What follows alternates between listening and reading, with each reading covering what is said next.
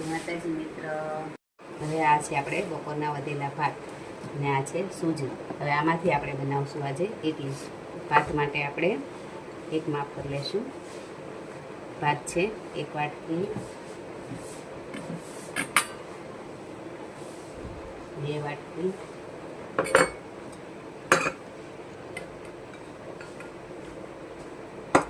અને આ 3 વાટકી ભાત છે. હવે આ છે સૂજી. સૂજી પણ 1 વાટકી છે અને આપણે નાખી અને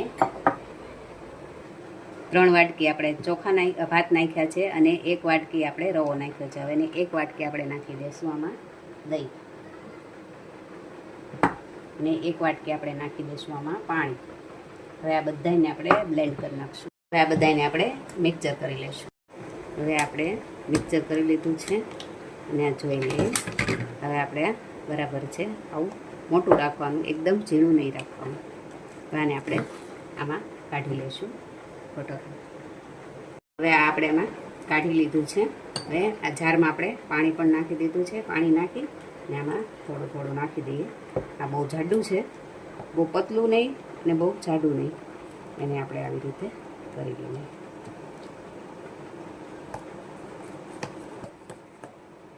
જો આવી રીતે આ મીડિયમ બની ગયું છે. હવે આને આપણે 10 મિનિટ ઢાંકી અને મૂકી દઈશું.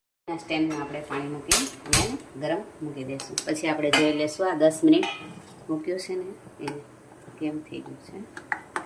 સરસ થઈ ગયું છે. હવે આ ખીરું થઈ ગયું છે બરાબર. હવે આપણે આમાં નાખીશું 1 ચમચી મીઠું અને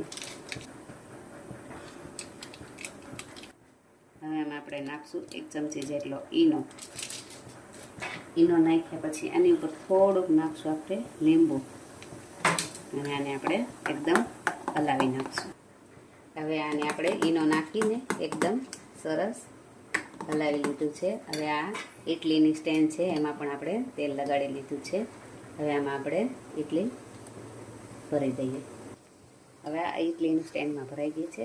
હવે આપણે આના પાણી ઉકળતામાં મૂકી દઈએ અને માથે ઢાંકી દઈએ ઢાંકણ. હવે 10 મિનિટ આપણે રહેવા દઈએ. હાલો હવે આપણે આમાં ચેક કરી લઈએ કે ઇડલી થઈ ગઈ કે નહીં. જો એકદમ છે સરસ ફેલાઈ ગઈ છે. જો કોરી નીકળી છે સ્ટ્યુબ પેક. એટલે હવે આપણે ગેસ બંધ કરી દઈએ અને આ સ્ટેનરમાંથી કાઢી લઈએ બહાર. એટલે આ આપણી થઈ ગઈ છે. હવે આને આપણે સ્ટેનરમાંથી કાઢી લઈશું. હવે આટલી ઇડલી આપણી તૈયાર છે. આ છે આપણી ટમેટાની ચટણી પણ આપણે બનાવી નાખી છે. એની ઇડલી પણ તૈયાર છે.